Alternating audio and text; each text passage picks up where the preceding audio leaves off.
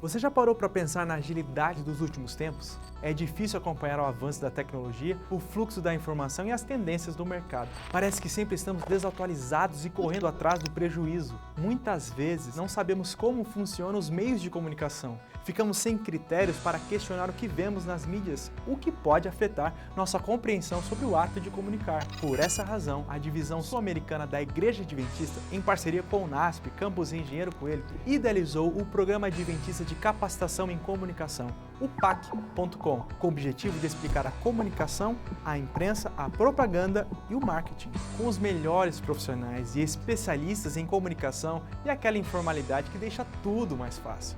Essa é a fórmula das videoaulas do PAC. Você vai consumir e produzir informação com excelência. Afinal, já passou da hora de ser um mero espectador.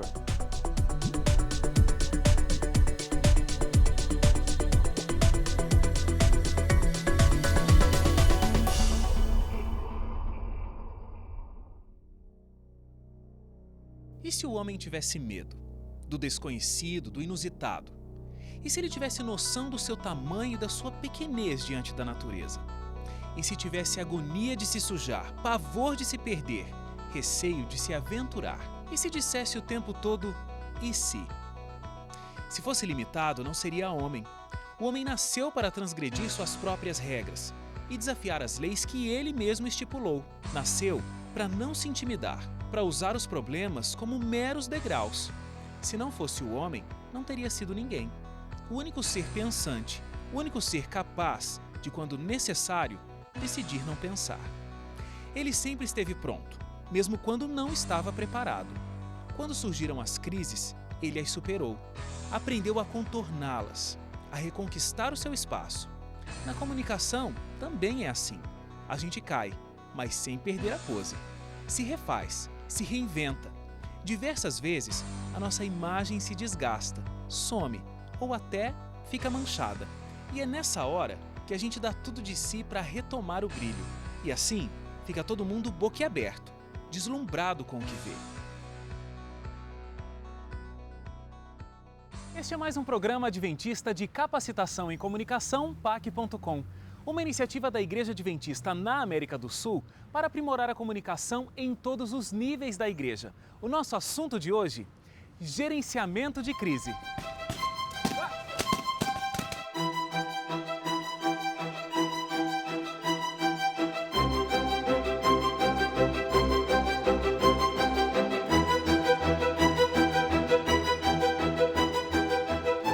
Corporativo, muitas empresas não estão preparadas para lidar com seus erros. Elas tentam simplesmente escondê-los.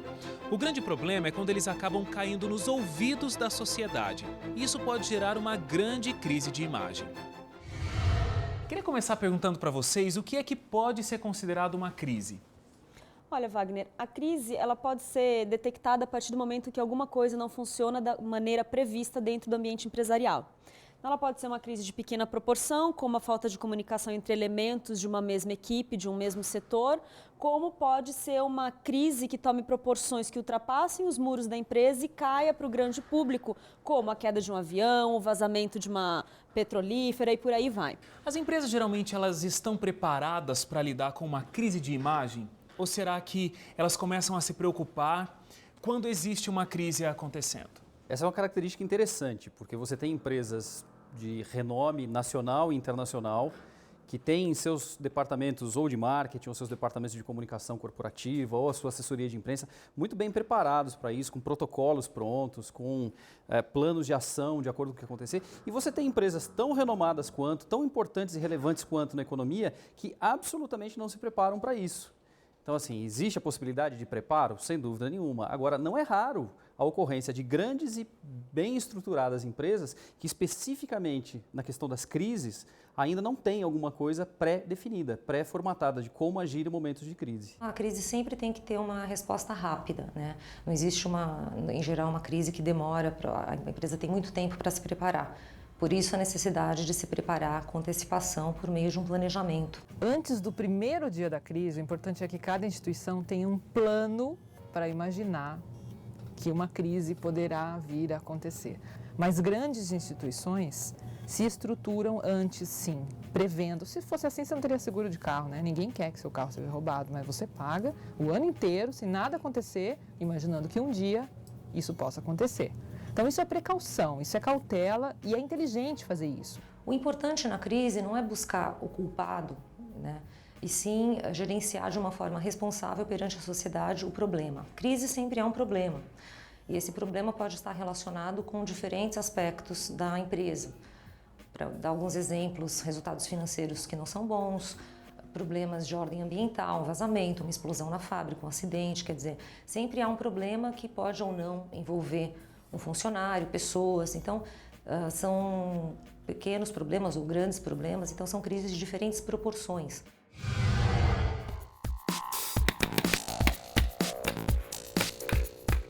O que menos uma empresa quer é que seus clientes ou colaboradores descubram algo de ruim. Isso não é bom para os negócios. Mas pior ainda é quando uma mentira é descoberta, porque aí acontece uma quebra de confiança. Falar a verdade é fundamental, por quê? Porque a mentira é descoberta. Cedo ou tarde a mentira é descoberta. E aí a credibilidade da organização cai, a reputação é afetada e a crise fica secundária, se torna secundária, e o que fica em destaque é a falta de credibilidade da organização. Quer dizer, o problema pode ser algo grave, é algo grave, mas mentir sobre isso se torna mais grave ainda. Depois que aconteceu a tragédia, o que resta a uma instituição em crise é dar as respostas. Mesmo que o cenário não seja o mais bonito, o mais gostoso de se vivenciar, mas é importante que seja dada uma resposta, porque a sociedade precisa saber. As organizações, sejam quais forem, de quais naturezas forem, elas precisam sempre pensar, em primeiro lugar, em como vão reagir. Reagir é importante. Agora, como vai ser feito isso? De que maneira, com que instrumentos, com que ferramentas, com que intensidade, aí é outra história. Mas omitir uma informação pode ser perigoso na maioria dos casos, sim. Tem momentos que é importante ficar quietinho um pouco ou tempo maior que se puder, até que se esclareça melhor alguma situação, para depois, então, se posicionar perante a imprensa. Em outras situações, é importante ter a iniciativa muito rápida, de antes de ser procurado pela imprensa, fazer o contato com os veículos e dizer, olha, tivemos aqui uma situação de crise, gostaríamos de nos posicionar à frente à imprensa e estamos convidando vocês para uma coletiva que vai ser tal hora, em tal endereço, e aí a gente vai falar para todo mundo ao mesmo tempo. Depende da situação, depende do nível de gravidade da situação. Agora, o que é importante? Sempre dizer alguma coisa. Essa história de nada declarar, não tem isso. Todo mundo tem alguma coisa para falar. Esse é o tipo de resposta que não ajuda.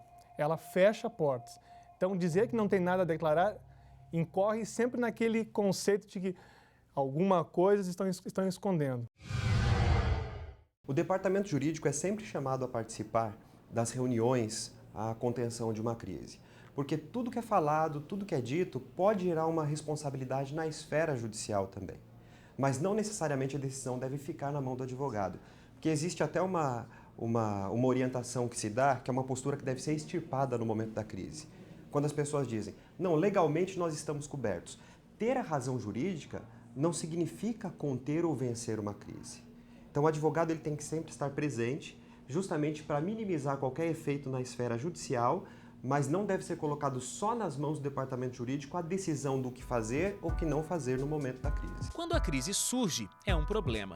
Mas quando ela é intensamente divulgada na mídia, a situação fica ainda pior. Nesse caso, é impossível imaginar ou quantificar as consequências. Nessa hora, qualquer pequeno deslize tomado pela instituição pode significar um dano ainda maior para toda a situação. É por isso que as empresas não podem ser pegas de surpresa. Para isso, elas trabalham com dois conceitos: previsão e reação. É a partir desses conceitos que se chega ao plano de gerenciamento de crise. Bom, um plano de gestão de crise, ele envolve dois conceitos, duas ferramentas, a previsão e a reação. O que seriam esses conceitos? Alguém pode explicar melhor? Olha, de maneira bem clara, a previsão é detectar os pontos fracos da empresa e ter um planejamento para crises. Nesse planejamento, a gente elege quem são os porta-vozes que vão falar nesse momento. Pode ser o presidente, dependendo da situação, pode ser o diretor financeiro, o diretor da parte técnica, diretor de produção, depende da área que é a área afetada pela crise. Tem que ter um mailing super atualizado de quem são os jornalistas que atuam na nossa área para poder contactar esse jornalista. Tem que ter uma equipe prévia que saiba atender esses jornalistas, porque em algum momento pode ser que a gente vá falar com o jornalista, mas algum jornalista pode ligar. E quem vai atender o telefone pode ser um estagiário, pode ser uma secretária, então essas pessoas também têm que saber atender os jornalistas, ser proativos. Já a reação é quando a crise já está instalada. Então, nesse momento, a gente tem que agir. A reação, na verdade, é agir em cima daquilo que já está estabilizado. Então, chamar a imprensa, conversar com a imprensa, comunicar o seu público interno, porque muitas vezes a gente se preocupa muito em comunicar o público externo do que está acontecendo e esquece do público interno, sendo que esse público interno pode ser um divulgador da crise. Ele tem acesso a redes sociais, ele pode ser contactado por um jornalista. Então, ter um plano para comunicar o nosso público interno, os nossos clientes. Às vezes o governo, dependendo da complexidade da crise e do campo de atuação da empresa. Então, pensar em cada um dos nossos públicos e agir de maneira estratégica de acordo com o que cada um desses públicos espera da empresa, da sua cultura organizacional, do seu mercado de atuação, todo esse conjunto, o que esses públicos esperam da empresa e agir de acordo com isso. Um exemplo interessante, até na área de empresas aéreas, de diferentes formas de lidar com uma crise. Por exemplo, a Gol, quando teve aquele acidente com o Boeing,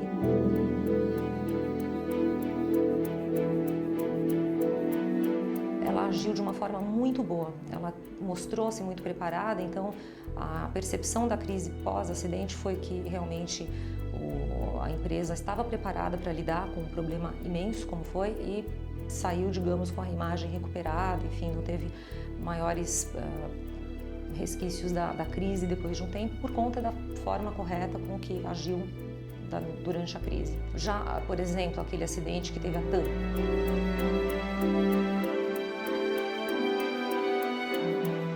Teve muita crítica em relação a como a empresa demorou para, enfim, muitos problemas nesse gerenciamento. Então, ficou na cabeça das pessoas uma imagem diferente com relação a essas duas empresas, no caso de um acidente aéreo. Com o surgimento da internet, a maneira como consumimos informação se tornou ainda mais rápida. Hoje todo mundo tem acesso à informação, por isso já se tornou comum o vazamento de dados. Nunca houve tanto acesso a informações sigilosas e nunca foi tão difícil guardar um segredo. Em uma crise, surge uma guerra entre dois lados. A instituição que busca guardar informação para se preservar e a imprensa, que sempre busca novidades sobre o caso. Lidar com a imprensa é responder aos pedidos da imprensa. Responder aos pedidos da imprensa, principalmente no caso de crise, não significa dar a resposta que o meio de comunicação necessariamente quer, mas você precisa atender. Quando um jornalista pede uma entrevista, a reação que não deve ser feita é: não temos nada para falar com você, caia fora, estamos num momento difícil. Acontece que esse momento difícil, ele envolve uma sociedade, ele envolve uma comunidade. Então, é preciso atender essa pessoa, atender esse profissional de comunicação. Ele é um profissional, ele está trabalhando. O meio de comunicação é um serviço de amplificar, ele amplifica uma determinada informação para um grande número de pessoas. Então, ele não é bom ou mal. Não se pode demonizar um meio de comunicação, mas também não torná-lo aquele amigo do peito. Ele é um meio de comunicação, você precisa saber utilizar esse meio com prudência e com inteligência, né? Durante a crise, que tipo de informações a empresa pode fornecer aos jornalistas que a procuram? De preferência, todas as informações. Há uma cultura, às vezes, de se jogar as verdades debaixo do tapete. Especialmente no ambiente de crise, isso não deve ser feito. O atendimento à imprensa tem que ser feito sempre, porque qualquer pessoa, qualquer instituição, qualquer marca precisa da imprensa. Por isso é importante que ela pratique esse bom relacionamento em todas as situações, até para, quando acontecer uma crise, caso aconteça uma situação ruim, ela possa ter as portas abertas na imprensa para poder se posicionar. Porque se ela começa a fechar as portas, não, eu não vou falar, não, sobre isso eu não respondo, sobre tal coisa eu não declaro, na hora que ela quiser dar uma informação interessante para os negócios dela, para a imagem dela, pode ser até que a imprensa não queira ouvir. Eu acho que todo o relacionamento tem que ser mantido durante um período muito grande. O trabalho de assessoria de imprensa de uma corporação, ele já prevê isso. O nome já diz, né? É um relacionamento. Porque aí no momento de crise, eu vou ter condições de ligar para esses jornalistas, que eu já mantenho um relacionamento profissional, e explicar, olha, a situação aqui está difícil, agora quem precisa de vocês sou eu, de uma maneira complexa, vamos sentar e tentar resolver uma situação de uma maneira profissional, mas amigável para mim também. Agora, abrir todas as informações não significa que não tenha o formato correto de se abrir todas as informações. Não é simplesmente uma abertura indiscriminada e desorganizada das informações. Por quê? Aí é o ponto que eu queria chegar como publicitário, de ter que avaliar a recepção, o impacto que tem isso nas pessoas. Quer chamemos de opinião pública, quer chamemos de consumidores, quer chamemos de mercado potencial, o fato é que são pessoas. As pessoas vão olhar para todo aquele cenário, para tudo que a empresa está dizendo, para tudo que a imprensa está dizendo e que inclusive que as outras pessoas que são formadoras de opinião na sociedade estão dizendo também, né? Pessoas influentes, empresários, e vão formar o seu julgamento de valores e vão formar uma opinião a respeito do que está acontecendo. A importância da empresa fornecer todas as informações, mas fornecer de maneira organizada, tem impacto direto no tipo de discurso que vai chegar para a opinião pública. Consequentemente, para o tipo de imagem que a opinião pública vai formar a respeito daquilo que está acontecendo. Por se sentirem ameaçados ou por não saberem direito como se relacionar com a imprensa, muitos empresários fogem dela. Mas ignorar os veículos de comunicação pode ser um erro fatal. A instituição pode perder a chance de se pronunciar e contar o seu lado da história. Em um momento de crise, o público deseja ouvir explicações da instituição sobre o que está acontecendo. Quem são os culpados, o que está sendo feito a respeito, são informações que precisam ser dadas, mas com cuidado. Na elaboração do plano de gerenciamento da crise, normalmente a diretoria, junto com a área de comunicação, alinha um discurso. Então, quando nós recebermos a imprensa, ou a partir de hoje, a partir dessa situação que foi instaurada, nós vamos falar o seguinte. Então, definem o que vai ser falado. O porta-voz não pode ouvir essa orientação e chegar na hora frente às câmeras e já dizer o que vai ser dito daqui a um mês. Ou dizer algo diferente, antecipar alguma informação que possa ser ruim, como no caso de alguém que inescrupulosamente diz que a empresa está passando por dificuldades e vai haver uma demissão em massa. Bom, isso vai ser uma crise. Tudo isso é importante ser feito através de um ponto de contato com a imprensa. Que uma pessoa fique responsável, que uma equipe pequena fique responsável. Por quê?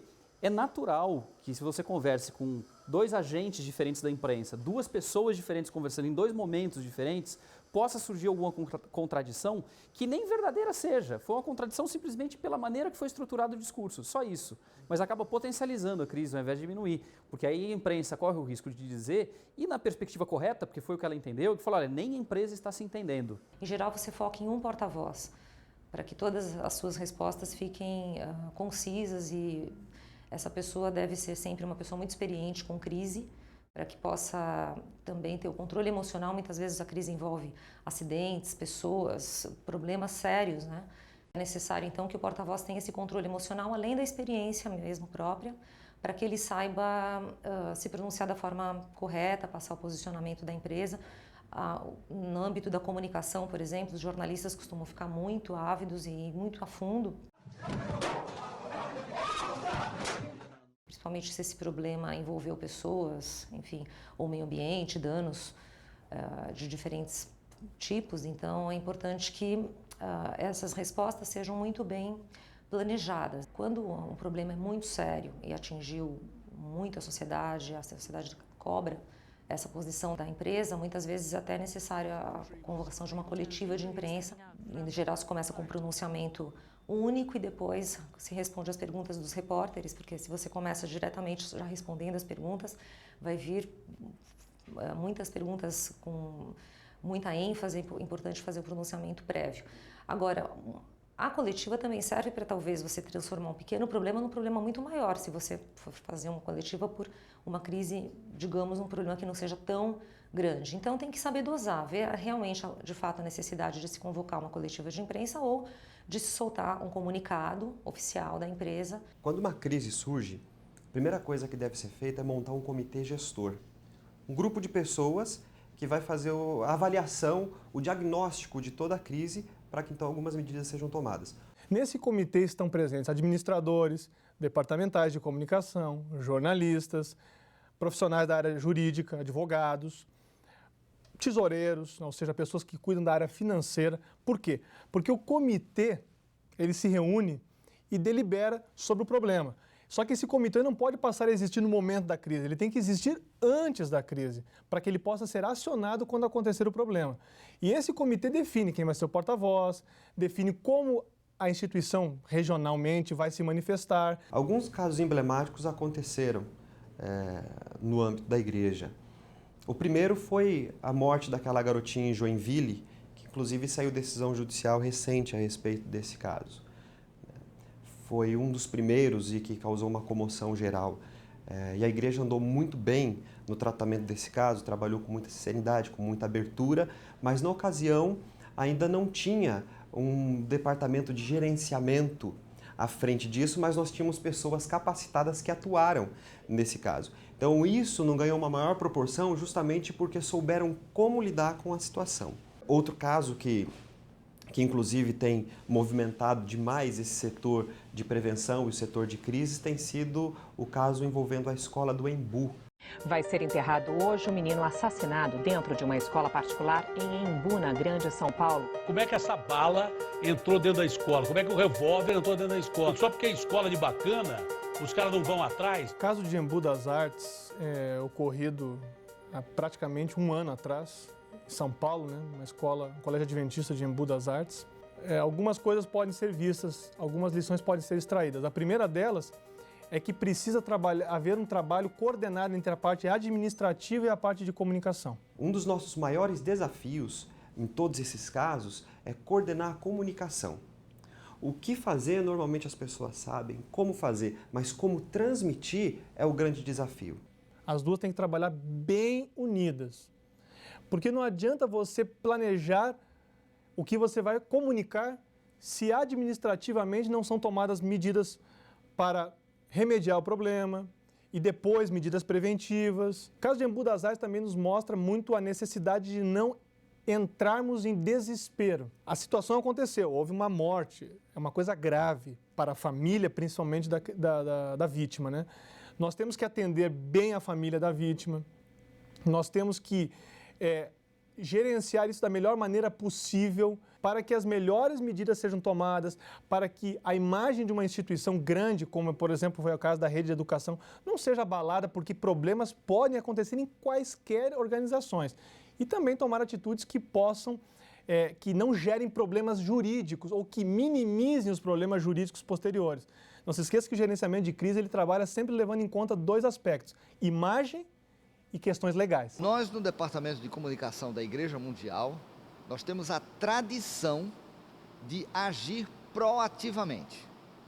Às vezes a crise não explodiu, mas antes dela explodir, a gente gera releases, gera fotografia, gera informação para que os meios de comunicação, a imprensa, os jornalistas, eles saibam o outro lado da moeda. E essa ação proativa e preventiva, ela tem dado muito bons resultados para diminuir as crises e os escândalos, que, vamos ser bem honestos, termina sendo uma ferramenta do inimigo de Deus para desmoralizar a obra, a igreja, os pastores e jogar uma lama em cima da reputação desses que vivem para servir. Qualquer instituição está sujeita a fatalidades e uma crise de imagem, mesmo a mais simples, pode facilmente levar uma empresa abaixo. Mas muitas vezes é possível prever os problemas antes que eles aconteçam e assim até evitá-los. É possível prevenir e é possível reduzir a possibilidade de problemas, mas evitar completamente é impossível. Numa escola, por exemplo, que é o caso que a gente ouve muito, uma escola ou uma igreja, você tem que tomar as medidas de prevenção normais que em qualquer instituição tem que tomar. Você tem que ter controle de pessoas, você tem que ter uma estrutura de prédio que não possibilite problemas ou que minimize riscos. As crises não desaparecem na mesma velocidade em que elas surgem, mas ao contrário do que se possa imaginar, elas podem ser uma oportunidade de visibilidade, de mudança e até de recomeço. Não é muito comum acontecer a situação de uma crise promover algo positivo para uma instituição, mas também não é impossível. Às vezes a mídia é injusta. Ela enfoca um problema, uma dificuldade e quando não há resposta fica por isso mesmo. E isso não está certo. Então, às vezes, aconteceu isso aqui, mas tem um outro lado da moeda.